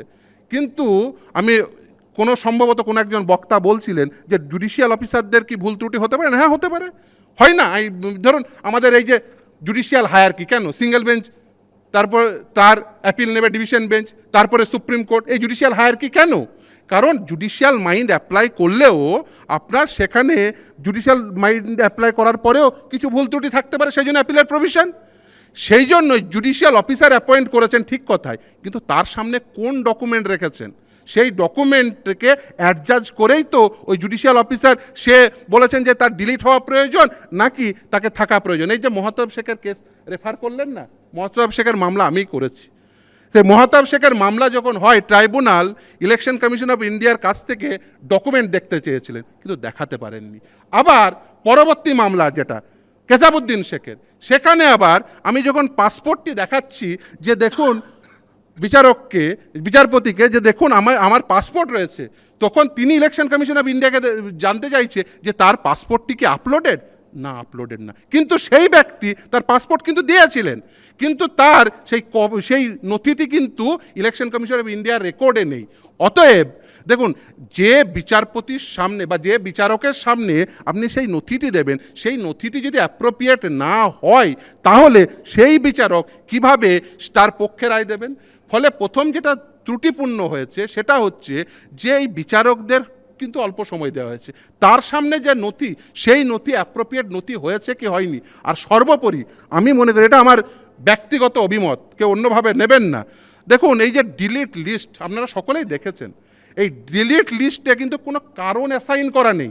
এই যে অ্যাপিল হচ্ছে, ধরুন আপনারা আজকে 34 লক্ষ মানুষের নাম বাতিল, এই যে অ্যাপিল হচ্ছে একেবারে বায়বীয় অ্যাপিল, আপনি জানেন না কোন নির্দেশের পরিপ্রেক্ষিতে আপনি অ্যাপিল, আপনি একটা উইদাউট অ্যাসাইনিং এনি রিজন একটা ডিলিট লিস্ট পেয়েছেন, তার এগেনস্টে আপনি অ্যাপিল করছেন, আপনি জানেনও না আপনার নামটি কেন ডিলিট হলো, তার কারণ আপনার জানা নেই। ফলে অন্ততপক্ষে আপনি যদি প্রপার জুডিশিয়াল মাইন্ড অ্যাপ্লাই করেন তাহলে এটাই দাঁড়ায় যে ওই যে ডিডেড লিস্ট ওটা ক্যান্সেল স্যাটিসফাইড করা প্রয়োজন। তার কারণ কি? তার কারণ হচ্ছে যে ওখানে উইদাউট অ্যাসাইনিং এনি রিজন ওকে ডিলিট করা হয়েছে। ফলে আপনি যদি বলেন যে প্রপার অ্যাডজুডিকেশন কী হওয়া উচিত, যে ওই ডিডেড লিস্টটি ক্যান্সেল করে দেওয়া উচিত। তার কারণ সেখানে কোনো কারণই অ্যাসাইন করা নেই। এবার আসি ট্রাইব্যুনালে। দেখুন, ট্রাইব্যুনাল সুপ্রিম কোর্ট ফর্ম করে দিয়েছে 20 তারিখের নোটিফিকেশন, আজকে কত তারিখ? 16 তারিখ, তার মানে প্রায় 26 দিন অতিবাহিত। আচ্ছা, কতগুলো অ্যাপিল ডিসপোজড অফ হয়ে তাদের নাম রিইনস্টেটেড হয়েছে? কতগুলো? আপনার কাছেও তথ্য নেই, কারোর কাছে তথ্য আছে? ইলেকশন কমিশন অফ ইন্ডিয়ার ওয়েবসাইটে এক্ষুনি চলে যান, কোনো তথ্য আছে? নেই। তাহলে কি দাঁড়ালো? আপনি প্রথম ফেজের জন্য 21 তারিখ, দ্বিতীয় ফেজের জন্য 27 তারিখ, তাহলে আর কদিন আছে হাতে? মাত্র 5 দিন। তাহলে 26 দিনে কতগুলো অ্যাপিল ডিসপোজড অফ হয়েছে গোটা পশ্চিমবঙ্গবাসী কেউ জানেন না। তাহলে এই 5 দিনে আর কতগুলো অ্যাপিল ডিসপোজড অফ হবে আপনি আমি কেউ জানি না। আর 16 তারিখ থেকে 27 তারিখ 9 দিন, তাহলে আর কতগুলো অ্যাপিল ডিসপোজড হবে সেকেন্ড ফেজের জন্য আপনি আমি কেউ জানি না। আচ্ছা, আপনারা যারা অ্যাপিল করেছেন অনেকেই দেখেছেন অনলাইন অ্যাপিল 1000 ক্যারেক্টার, 500 ক্যারেক্টারের মধ্যে রিলিফ শর্টফর করতে হবে। আপনার কেস মেড আউট করা সম্ভব 1000 ক্যারেক্টারে? সেখানে সুপ্রিম কোর্ট বলেছে অপরচুনিটি অফ হিয়ারিং দিতে হবে। আচ্ছা, অপরচুনিটি অফ হিয়ারিং দেবেন, তার মানে কি? যার অ্যাপিল তাকে ইনফর্ম করবেন। আচ্ছা, কি ফর্মে এই ইনফরমেশনটা হবে? Through email, through WhatsApp, through message, through call, through someone's, through bailiff? কি ফর্মে হবে এখনো পর্যন্ত গোটা পশ্চিমবঙ্গবাসী যারা অ্যাপিল করেছেন তারা জানেন না। আচ্ছা, বলেছেন যে অ্যাডিশনাল ডকুমেন্ট সুপ্রিম কোর্টের রায়ে নির্দেশে নথিবদ্ধ রয়েছে, যারা এই অ্যাপিল করেছেন তাদের অ্যাডিশনাল ডকুমেন্ট নেবেন কি নেবেন না ট্রাইব্যুনাল ডিসাইড করবে। আচ্ছা, যে ওই অনলাইন অ্যাপ্লিকেশনটার যে ফরম্যাটটা আছে সেখানে অ্যাডিশনাল ডকুমেন্ট দেওয়ার কোনো প্রকার প্রভিশন রয়েছে? না, নেই। তাহলে এই পদ্ধতিগত ত্রুটির এর দায় জুডিশিয়াল অফিসাররা কেন নেবেন? এর দায় ট্রাইব্যুনাল কেন নেবেন? এটা তো দেখছে ইলেকশন কমিশন। এর দায় কিন্তু জুডিশিয়াল অফিসারেরও না, ট্রাইব্যুনালেরও না, এর দায় এটা যারা ক্রিয়েট করেছেন। আজকের দিন পর্যন্ত, এখনো পর্যন্ত আমি যে দুটো অ্যাপিল করেছি এর অর্ডার আপনি পাবলিক ফোরামে পাবেন না। আপনি প্রতিটি ট্রাইব্যুনালের ওয়েবসাইট আছে, এই ট্রাইব্যুনাল এসআইআর ট্রাইব্যুনালের কোনো ওয়েবসাইট আছে? আপনি মামলা এই যে অ্যাপিলগুলো করেছে এগুলো তো লিস্টেড হওয়া প্রয়োজন, তাহলে এই প্রপার লিস্ট হওয়া উচিত। আপনি আমি কেউ জানি না যে কোথায় লিস্ট হবে, কিভাবে অপরচুনিটি অফ হিয়ারিং পাবে, আজকের দিন পর্যন্ত ডিসাইড হয়নি। তাহলে এই 5 দিনে কিভাবে সম্ভব? দেখুন, ভোটিং রাইট এটা কোনো ফান্ডামেন্টাল রাইট নয়, কিন্তু এটা স্ট্যাটুটরিলি একটি ভারতবর্ষের সংবিধান স্বীকৃত অধিকার। এটা একটি আইনগত অধিকার। এই আইনগত অধিকার কিন্তু স্ট্যাটুটরি বডি আপনাকে কাটেল ডাউন করে, এবং তারপরেই আজকে সুপ্রিম কোর্ট আরেকটি রায় দিয়েছে, এবং সেটি একটি অত্যন্ত গুরুত্বপূর্ণ রায়। আজকে একটি মামলা হয়েছিল, সেই মামলার এই চিফ জাস্টিসের বেঞ্চি যে ভোটিং রাইটকে, অর্থাৎ যারা এই ভোটিং রাইট এক্সারসাইজ করবে যে ভোটাররা, এটাকে তাদের কম্পেল করা উচিত এবং না হলে পিউনিটিভ অ্যাকশন নেওয়া উচিত। সুপ্রিম কোর্ট সেই মামলাটি ডিসপোজড অফ করেছে, বলেছে আমরা কি করব, এটা একটা সিভিল অ্যাওয়ারনেসের বিষয়, এটা লিগাল অব্লিগেশনের বিষয় নেই। আমি উপর থেকে চাপিয়ে দিতে পারি না যে না তুমি এটাকে এক্সারসাইজ করতেই হবে, না হলে তোমাকে জেলে ভরবো না, এটা কখনো হতে পারে না। কিন্তু এটি একটি অত্যন্ত গুরুত্বপূর্ণ অধিকার, যে অধিকারটিকে আপনাকে এনশিওর করতে হবে, একটি স্ট্যাটুটরি বডি সেটা এনশিওর করবে, সেটা ইলেকশন কমিশন অফ ইন্ডিয়া। তারা যদি মনে করেন তাদের ইন্টেনশনটা গুড না ব্যাড সেটা এস্টাবলিশ করতে হবে এই গোটা পদ্ধতিটি ত্রুটিমুক্ত করে। আর সর্বশেষ বন্ধু অরূপের কথাই বলি। বন্ধু অরূপ বলেছেন আমার এবং বাদশাদার দুজনেরই যে এই এবিপি আনন্দ কী হিসেবে ডেকেছে। আমি আজকে একটা কিছুক্ষণ আগে একটি পোস্ট পেলাম, এবং এবিপি আনন্দের একটি সাংবাদিকের মাধ্যমে, আমার সিনিয়রকে আমি ফোন করার সুযোগ পাইনি, বিজেন্দ্র বাবু তিনি শেয়ার করেছেন। সেটা হচ্ছে যে একজন রাজ্যসভার সাংসদ, তিনি তার সাংসদের সময়কাল পেরিয়ে যাওয়ার পরেও তিনি তার যে পেনশন তিনি নেবেন না। সেই ব্যক্তিটির নাম বিকাশ রঞ্জন ভট্টাচার্য। তার নমিনেশনে যাওয়াটাকে আমি অনেক গর্বের, এবং শুধু তাই না, আর তিনি আমার সিনিয়রও বটে। এবং সর্বশেষ আরেকটি কথা বলে শেষ করি, সেটা হচ্ছে যে দেখো আমি একজন প্রফেশনাল, আমি যেমন ওই কংগ্রেসের মহতাব শেখেরও মামলা করি, ওই কেচাবুদ্দিন যে আজুপের প্রার্থী তারও মামলা করি, এবং সব থেকে অ্যাপেথি কি জানো, আজকে একজন প্রার্থী এসেছিলেন, তিনি কিন্তু তার নমিনেশন জমা দিতে পারেননি।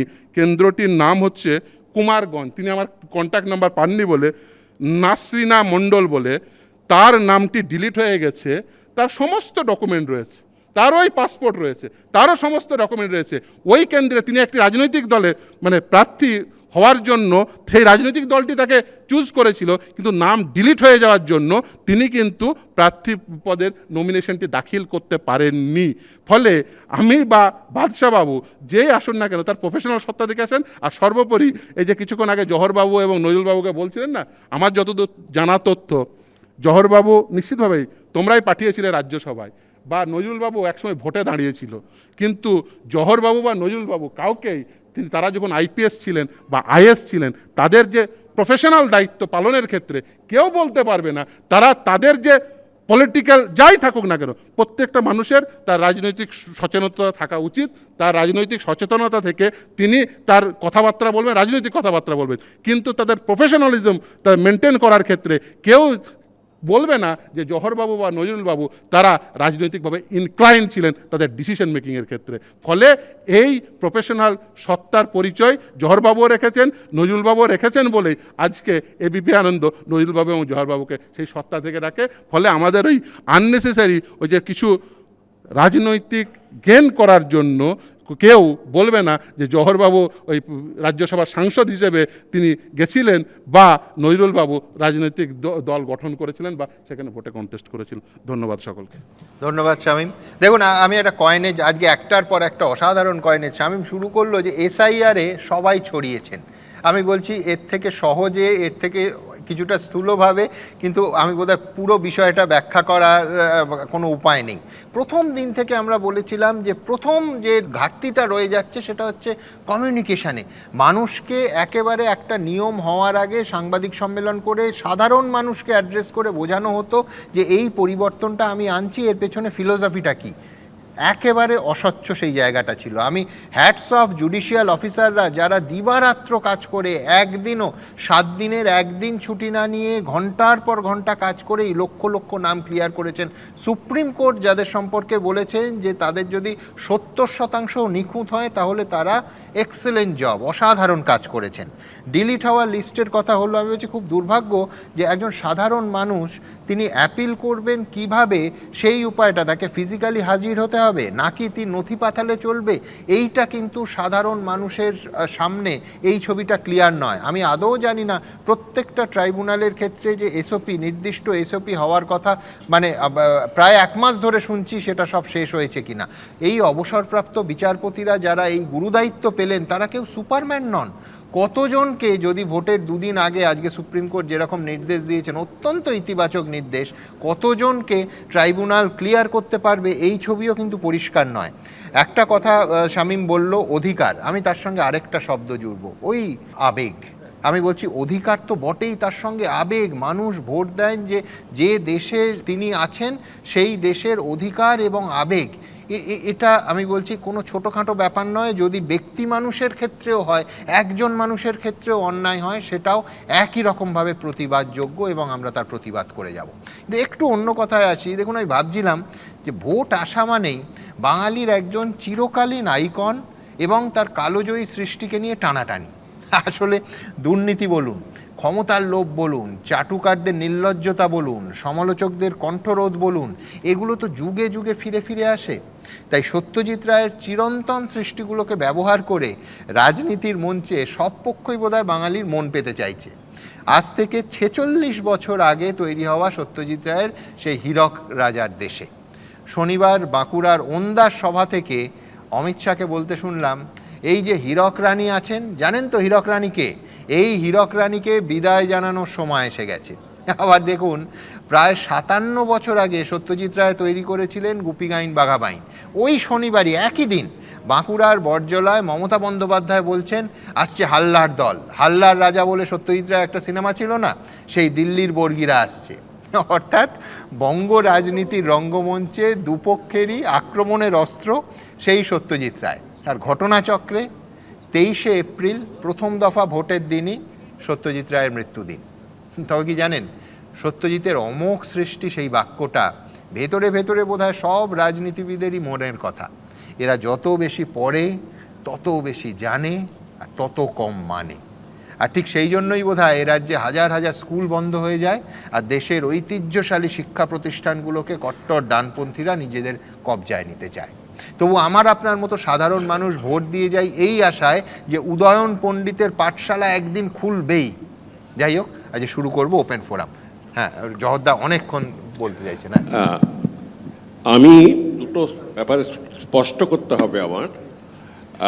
শামীম বললেন যে স্পেশাল ইন্টেন্সিভ রিভিশন আরপি অ্যাক্টে আছে। The term used is special revision. আমি জানি স্পেশাল রিভিশন, হ্যাঁ, revision and special revision. Special intensive revision কোথাও লেখা নেই, এক নম্বর নেই, নেই নেই স্পেশাল রিভিশন। আচ্ছা, স্পেশাল রিভিশন হলো ফার্স্ট এড, ব্যান্ডেড লাগানো। ব্যান্ডেড দিয়ে অপারেশন হয় না, এত বড় স্কেলে ওটা কখনোই ইমাজিন করা হয়নি। অতএব special intensive revision is something beyond the law. আমি বারবার বলে যাচ্ছি, ওটা একটা ব্যাপার ক্লিয়ার করে দিলাম যে স্পেশাল ইন্টেন্সিভ রিভিশন কোথাও নেই। Special revision section 21 subsection Special 3 তে, revision আছে। এবং সেটা বলা আছে যে ওই কনস্টিটিউয়েন্সির একটি ছোট এলাকায়- কনস্টিটিউয়েন্সির মধ্যে, এবং বলা আছে রিজনটাকে রেকর্ড করতে হবে। হ্যাঁ, রিজনস রেকর্ড করুন। এবং ছোট এলাকায় কোথাও বন্যা হয়েছে, এই হয়েছে, তার জন্য, মানে আমি বারবার বলছি ওটা একটা ফার্স্ট এড যেটা দিয়ে অপারেশন হয় না। So that is number one. Number two, এই ভদ্রলোক বললেন, সায়ন্তন বললেন 2001-এর ইলেকশন। 2001-এর ইলেকশন আমি ছিলাম না, আমি 2000-এই পালিয়ে গেছি।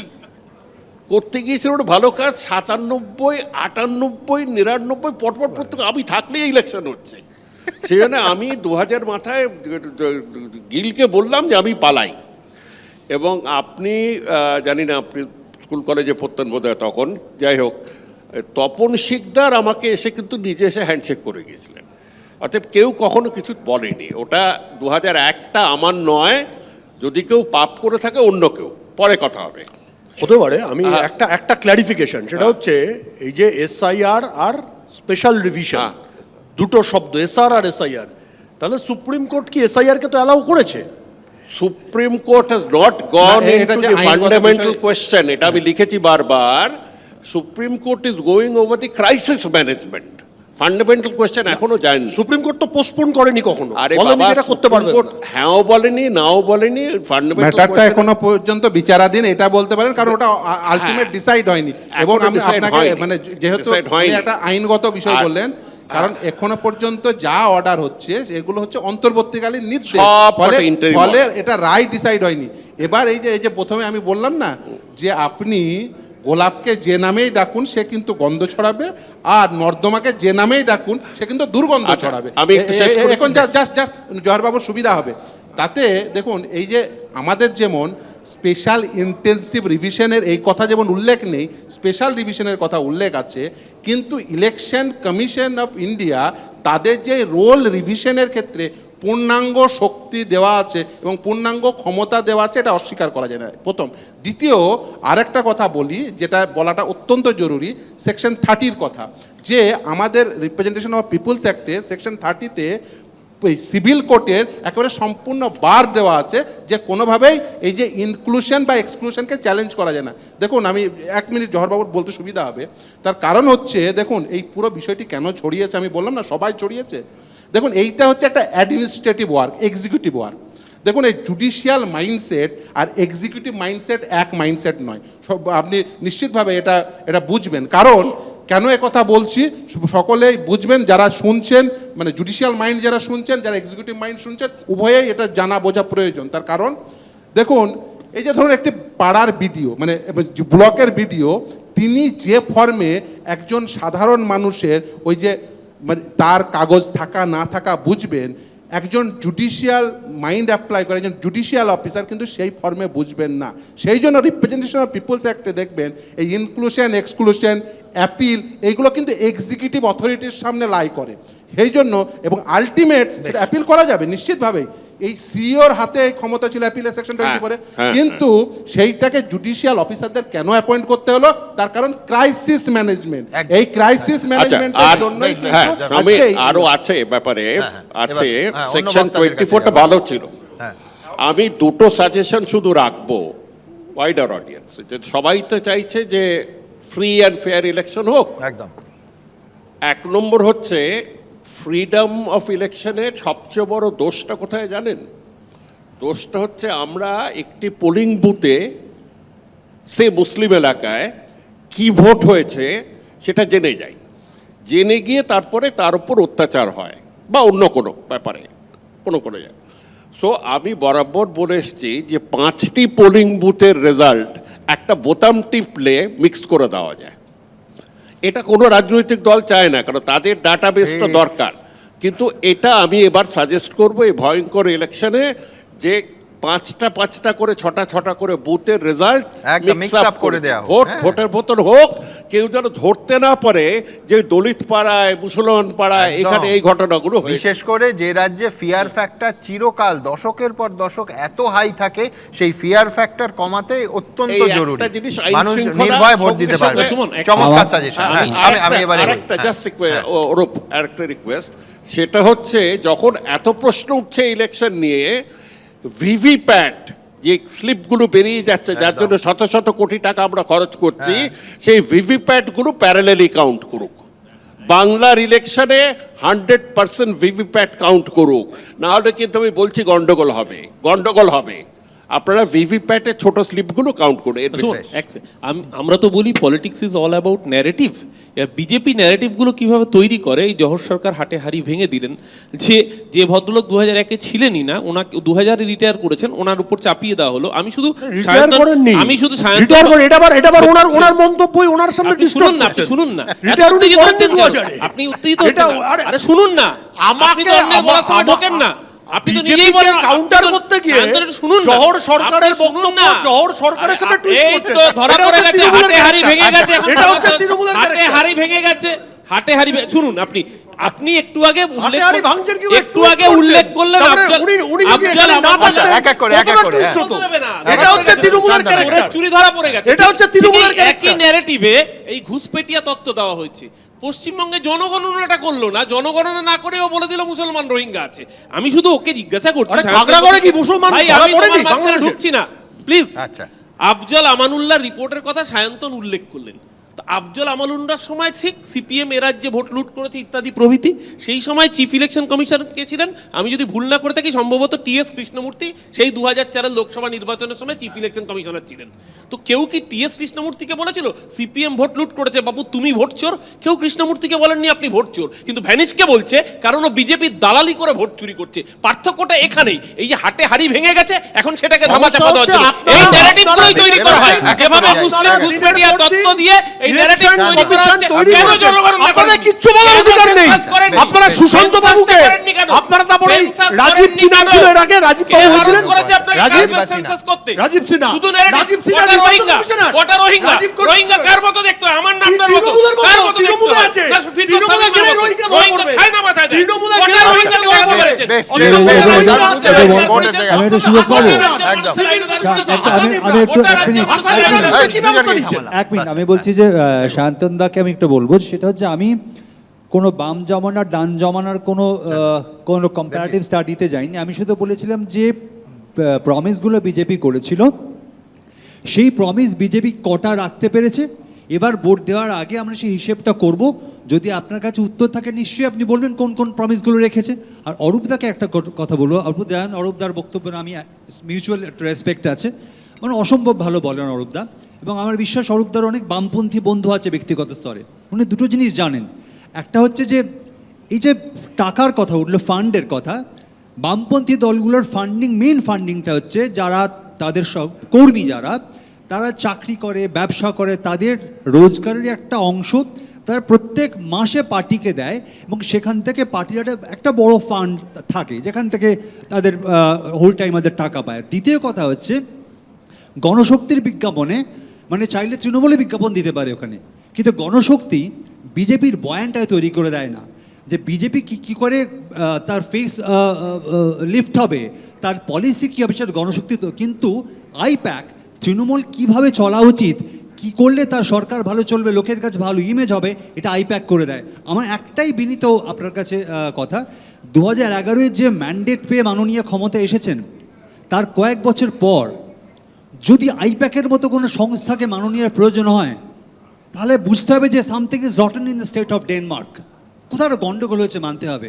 তাহলে এত 15 বছর সরকার চালিয়েও কেন আমার রাজ্যে একজন লেবার 350 টাকা মজুরি, কেন উড়িষ্যায় 700 টাকা, কেন কেরালায় 1200 টাকা, এই প্রশ্নগুলো আপনার কাছেই আসবে, কারণ আপনি রুলিং পার্টি। বাচ্চার সঙ্গে একটু যোগ করি, সেটা হচ্ছে যে বাচ্চার কেন সংশয়টা আমি বুঝতে পারলাম না। সেটা হচ্ছে 2019-এ কেন 21-এ আইপ্যাকের প্রয়োজন হলো, বা 21-এর তৃণমূলের সাফল্যের সঙ্গে আইপ্যাককে, আমি বলছি অরূপ বা অনির্বাণ আরও বেটার বলতে পারবে, 2019-এ বিজেপির সাফল্য এবং আইপ্যাক লঞ্চ করলো দিদিকে বলো, বাংলা নিজের মেয়েকে চাই, ইত্যাদি ইত্যাদি ক্যাম্পেইন, যেটা তৃণমূল বিশ্বাস করে, এ নিয়ে সমাজতাত্ত্বিকরা তো আর গবেষণা করেননি, যে তাতে কাজ হয়েছিল। দুয়ারে সরকার অসম্ভব জনপ্রিয় একটা প্রজেক্ট। তো এই কারণে প্রয়োজন কেন হয়েছিল এটা নিয়ে কোনো সংশয়ের জায়গা নেই। বিজেপির 18টা সিট 21-এ তৃণমূলের অনেক জেলাতে সাফল্যে বদলে গেল। এবার তাতে কতটা আইপ্যাকের কৃতিত্ব, কতটা তৃণমূল বিনা আইপ্যাক তৃণমূল দলের কৃতিত্ব, কতটা ফেসের কৃতিত্ব আমি জানি না, সেই তো সমাজতাত্ত্বিকরা বিশ্লেষণ করবে। যেহেতু উনি আমার নাম করে fact বিষয়টা এটা বললেন, হ্যাঁ। আমি 2 লাইনে শুধু উত্তর, সেটা হচ্ছে আমি তো বাদশাদাকে আলাদা করে কিছু বলিনি, আমি শুধু বামপন্থীদের ব্যাপারে 2টো কথা বলেছি। আমি বলেছি মরিচঝাপি, বানতলা আর বিজন সেতু। 17 জন আনন্দমার্গী সন্ন্যাসিনী খুন হয়েছিল বিজন সেতুতে, তৃণমূল সরকারের আমলেও শাস্তি হয়নি, আর 34 বছরে বামফ্রন্ট সরকারও শাস্তি দেয়নি। মরিচঝাপিতে হয়েছিল গণহত্যা, সেটা সকলেই জানে। আমি শুধু এটাতে প্রশ্ন করেছি, বিজেপি প্রমিস করেছে, বিজেপি হ্যাঁ প্রমিস করেছিল তো ডিজিটাল ইকোনমি আনবে, ডিজিটাল ইকোনমি এনেছি তো। 14 সালের আগে মোবাইলে স্ক্যান করে বাচ্চাদের কথার উত্তরে একটা কথা বলি। বাচ্চাদা সায়ন্তন দেখ, বাচ্চাদা বলার সময় একটা খুব অত্যন্ত ভালো কথা বলেছেন, চকচক করলেই শোনা হয় না। ওনার কথা সূত্র ধরে বলি যে পতাকায় লাল রং আর নামে কমিউনিস্ট থাকলেই সেটা কমিউনিস্ট হয় না, সিপিএমও হতে পারে।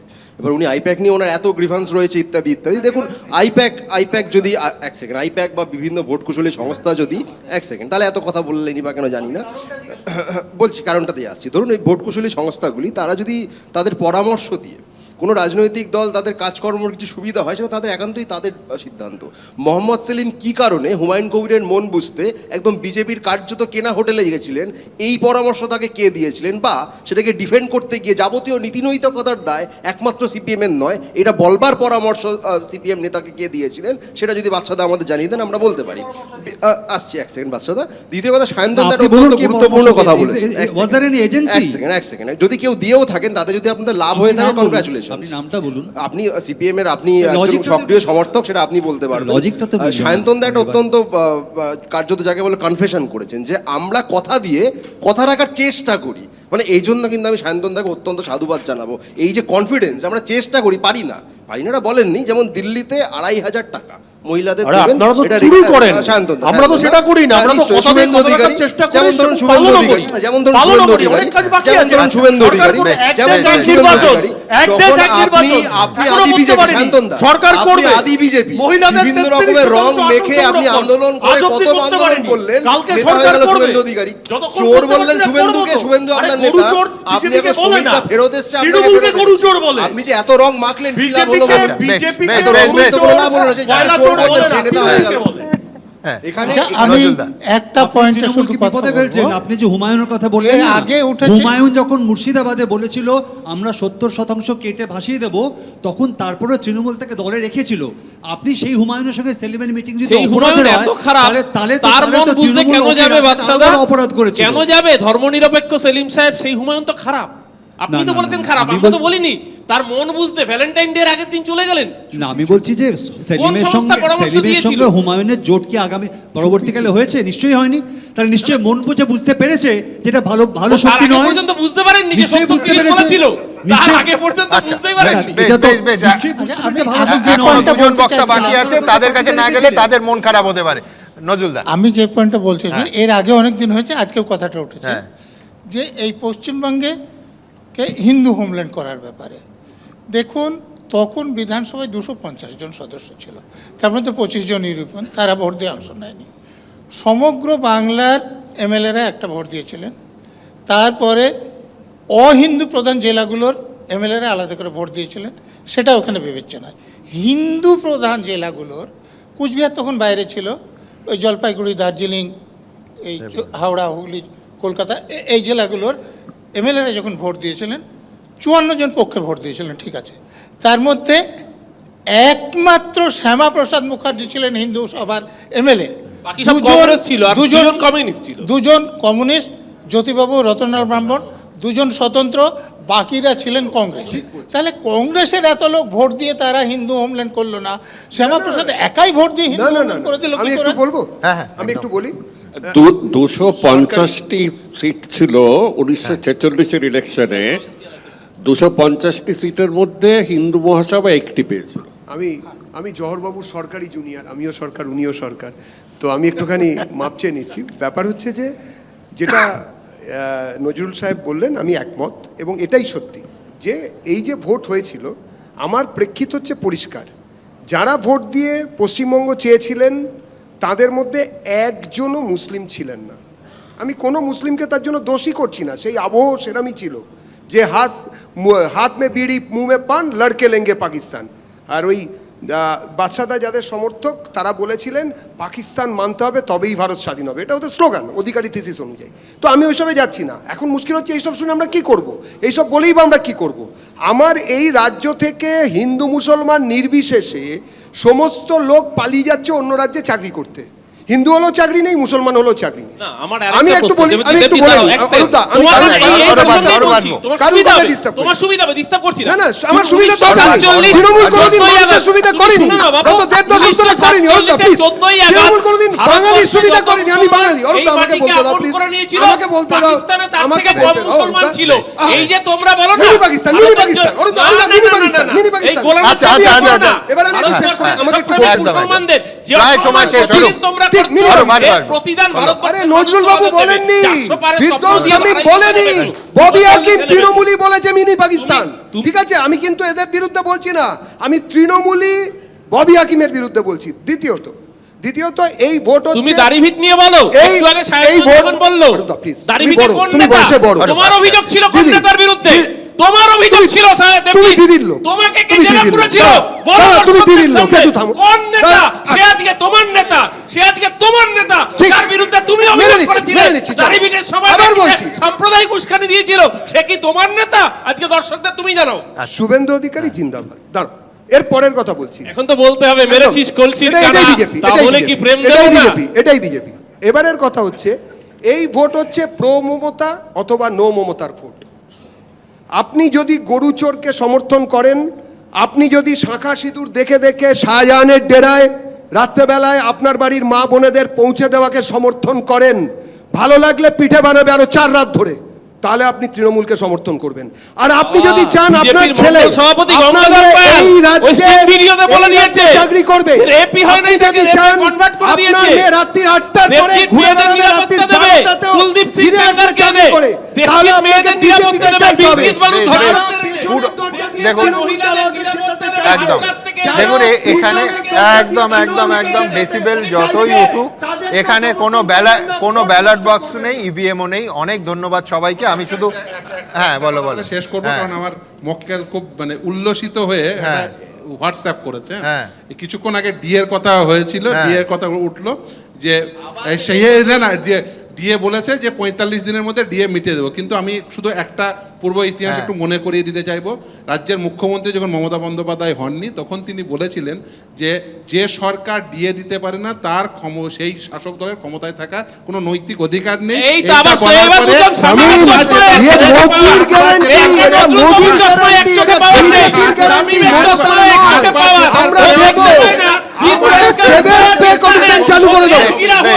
আর আমি কাউকে 1 সেকেন্ডও দেবো না। দেখুন না শান্তন, শুভেন্দু অধিকারীকে নিয়ে আপত্তি করছেন তো?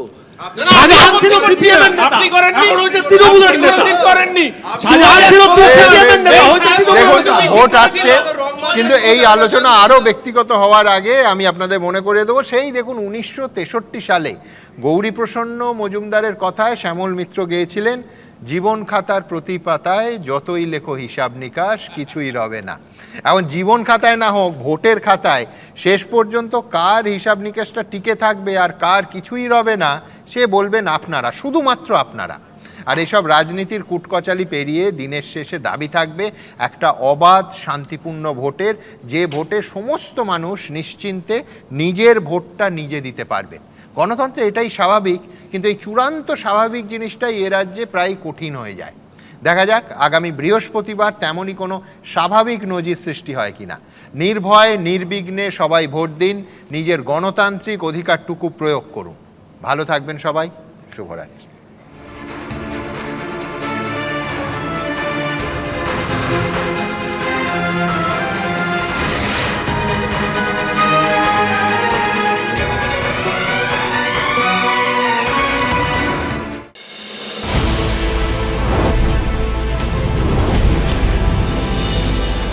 এবিপি আনন্দ, এগিয়ে থাকে, এগিয়ে রাখে।